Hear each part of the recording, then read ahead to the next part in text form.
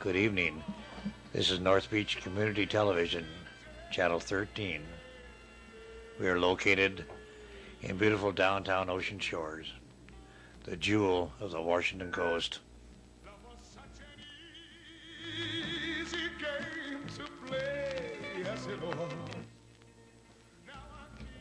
Our programs tonight are North Beach History with Marion Cipher, the City Manager's Report, Travels with Joyce, and Financial Doctor with Ed Klein. Our first program, North Beach History, is live.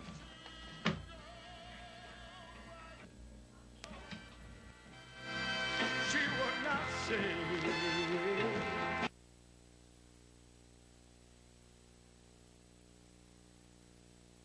Evening. I'm Marion Cipher with the North Beach Historical Society, and this evening we have a very special guest. We have Emma Tanner from Chinoose Creek. Her family goes back a long, long way here in Ocean Shores. Her grandfather, Damon, was the one that had a trading post and a general store. And with that, I'm going to let Emma tell us about this picture here. Yeah.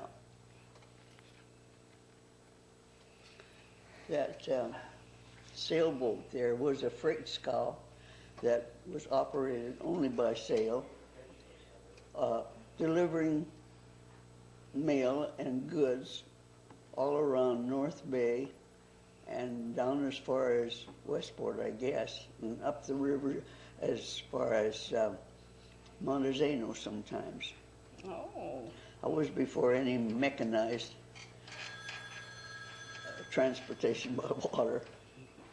I see that it looks just, it's just square, just like it was just a barge and they put a sail on. Is that? No, he had a big covered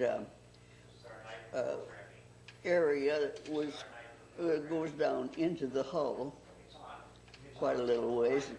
When he decided to stop freighting, he put it up ashore just south of the Oyehut wharf on the east side of the Damon Road, just a little way south.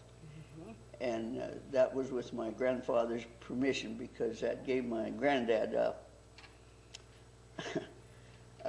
safer feeling and leaving his buildings and livestock and whatnot, because this old character was really a character. He was a veteran of the Civil War and had been wounded somewhat, but he was very active nevertheless, and he was a good friend of kids. We all loved to go and listen to his stories down in his scow house. And that was Captain White? Charles White. Charles White. It was, long after I was grown up, found out that his proper name was Jeremiah Bidler, and he had left home under a cloud. Oh. He had taken a swipe at his stepmother, who made a cranky remark to him when he was bringing in a load of wood, hit her with a hunk of wood and knocked her out. And he said he went right down through the field to the field where his father was working. He said, "You better go up to the house, your wife needs you." And he just kept right on going from there. He went out to the coast and got a job as cabin boy on a sailing vessel, and that led to one thing and another. And he'd been in the freight business east of the mountains, and I understood by things I've heard too that he had an unsavory association with, what did they call that? Association of early settlers that were their own judgments, judge and jury and hangman. Oh, I see. And some of them got in pretty bad trouble over some of the things they did. And he left then and started freighting from eastern to western Washington with horse and wagon. What merchandise did he haul from your grandfather's wharf Oh, it then? was mixed. It was everything. Anything that was ordered or that somebody wanted to bring or send. I suppose food, furniture, All kinds of lumber, things, everything, yeah. that type of... Not just for Oyehut, but for people clear up the beach as far as Tohola at least. Yes, I think I have in my notes that you said the wharf was built by the government for the Indians at Tohola because they were so... That's what I've been told. Probably Mrs. Rasmussen could tell you when, but I can't. It was there as long as I can remember. I can remember when it still had hand railings for a little ways out. And I remember being in a boat that came in, probably the Harbor Belle or the Harbor Queen, and looking up, and there was a team of horses pulling a wagon. They had a big circular end landing, you know, to handle the freight. And there was a shed, a covered shed out there for stuff people didn't get soon enough or give them time to get transferred when it was stormy. Well, you know, one thing that I discovered, you know, when we talk about Oyehut and the ships that used to come in, well, I would think of them as coming in, you know, on the ocean side. But I didn't realize that Oyehut was the bay side, too. Oyehut was originally the bay side. Oh, yes. They had a post office there they called Oyehut. And Was that the Lone Tree post office? no, that was the east end of Damon Road, you know, where you can see at low tide where the wharf had been there, still piling stuff, dipping the mud out there. Would you have people come in, I mean, as passengers and come in there too? It used to be a big deal for groups get together and have excursions out there and go up the beach for picnics and whatnot, you know. Oh, so then they would come in at Damon's Point there on a ship? No, but that wasn't the point. That was Oyehut. Oh, Oyehut. Okay. All right. They lived. The Damon family lived at the point until after that. Looked like a good deal to Granddad. That he stocked a store and had a big warehouse, a little shed built onto the back that his family lived in. one room that they could entertain callers in because it was the only one that was sealed inside. The kitchen and the bedroom had no ceiling at all. How Just long? bare study. How long did the Damons stay there then and run this? As long as they lived. As long as they lived. Well, Granddad was back and forth. He never stayed anywhere very long. He was a wheeler dealer. One of those damn Yankees you hear about. Anyway, my aunt, for whom I was named, was his youngest daughter, youngest of 3 daughters, and they had 1 brother. And she stayed there on the place as long as she lived. And he could come and go if he felt like it. Well, then your folks, then I think you said you went to Elma? Yeah, myself. I grew up in Elma. Went to high school. I spent a spring, you know, when I was in the 3rd grade down at Oyehut. They used to keep a school there for the people who were digging clams commercially, and it was a long season then. Then in the 5th grade, I was down there again all year, almost all year. Well, when you're speaking of school, now I think you said this was the first schoolhouse? If that wasn't it, it was very like it. I think you said it was just a clam shack, and it was a clam shack that they turned into a schoolhouse? They did seal that before they brought in the desks. And I was really surprised. I know I asked you what was the most people that they'd had there, and I think, would you say 16. 16? If I remember. teacher couldn't sit down. She had 2 students at her desk. And every desk they could squeeze in was filled that spring. And it was mostly transients, you know, clam diggers, commercial clam diggers. So, after there wasn't much use for it there, they moved the school up to Chabot, which is close to Ocean City. and I think you Where it said is now. they had one person that they wanted to, or that needed to go to school, so they. Well, they had a family growing up. Yeah. So, now this here picture was I put Indians Yeah, doing their clams they're smoking. smoking clams over a wood fire. Okay. They'd come down and stay for several days sometimes, you know, and set up quite a camp. Dig clams and have their canoes there and go visiting around the bay to other Indians. When you dug the clams in, could you dig on the bay side too? Or did No, they there come were on only mud clams out on the bay side, and they tasted like bay mud smells. weren't very appetizing Not then. really.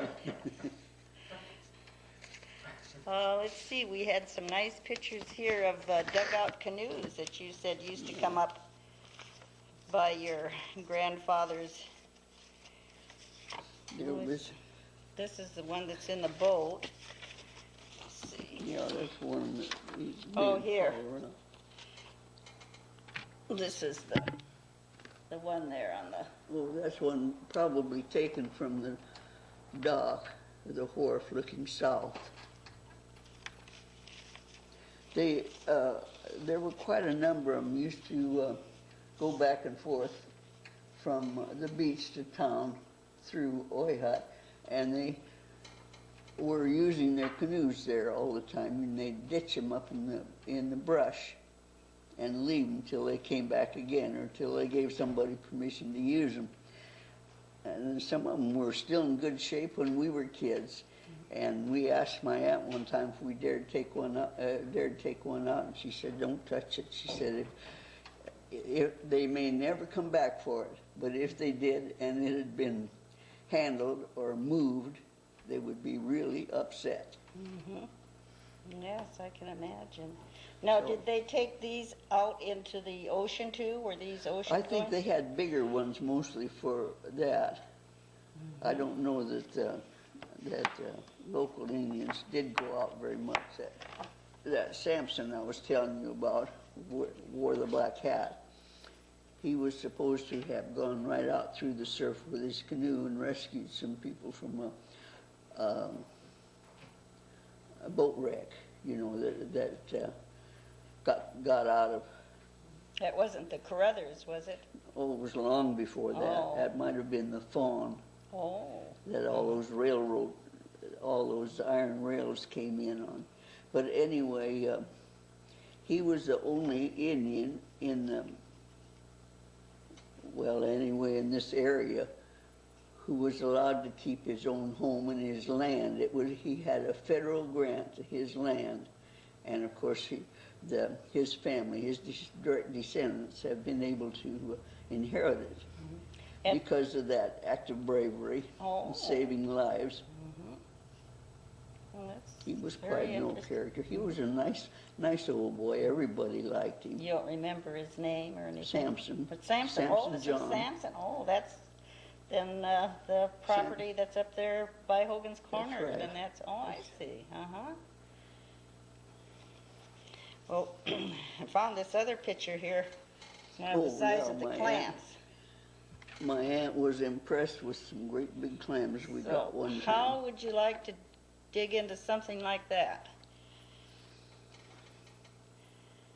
That's really something. I wonder how long that would measure.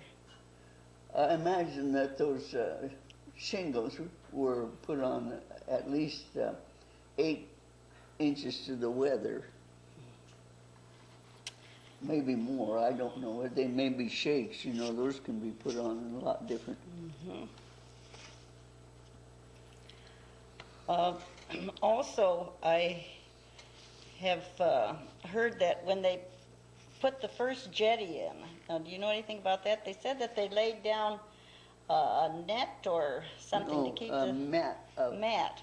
brush mats. Oh. I heard some people discussing that. My great uncle and somebody he was talking to said that they did that along the banks of the Mississippi to help prevent water erosion. You know, from when the current got too strong, too close to the bank.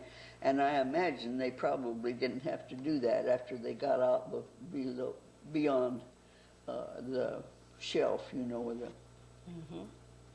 Well, were the deeper water. when they built the first jetty, then were the rocks brought out on barges then Yeah. too? And did they have a railroad then, or did they just? They built the railroad right up on the jetty itself. They had a little what they called a receiving dock, which was the closest they could get to deep enough water to bring the boats in, the passenger boats as well as freight scows.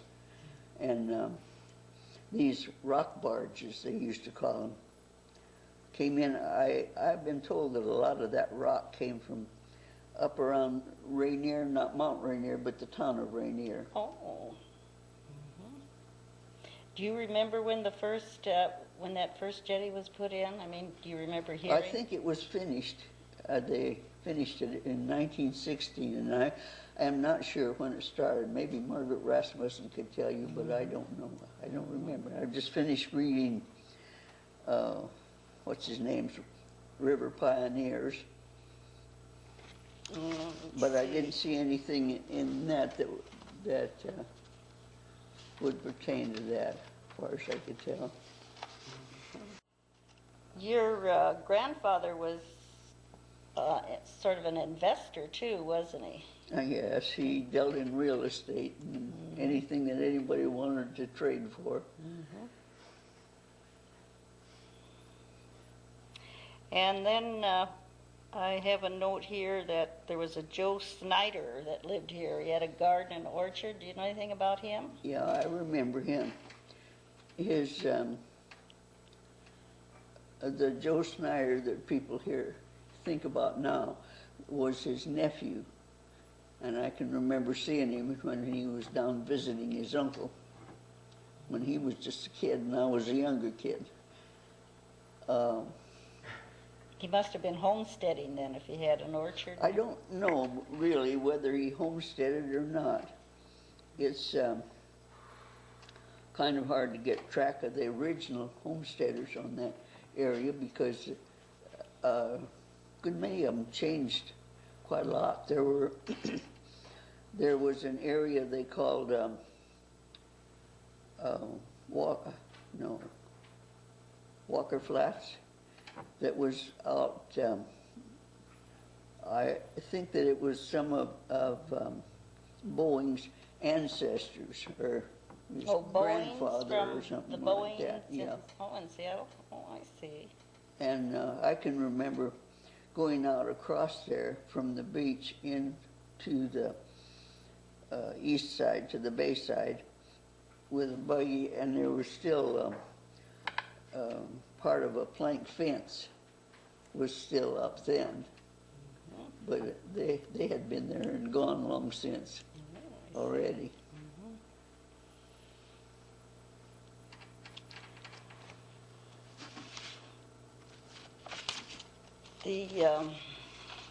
Let's see, But this old Joe had a beautiful garden out there, and he sold to the people who were working on the jetty.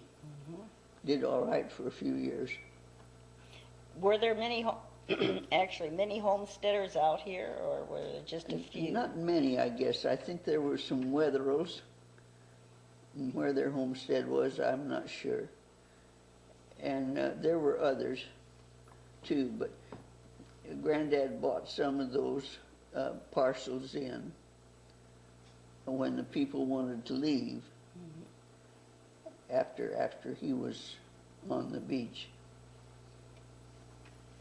Now this picture here of Lone Tree, was that actually just that tree there kind of That's sitting right. all by itself? That's right. There wasn't It was out really beyond the end of the ridge that's still there, down where the community club is.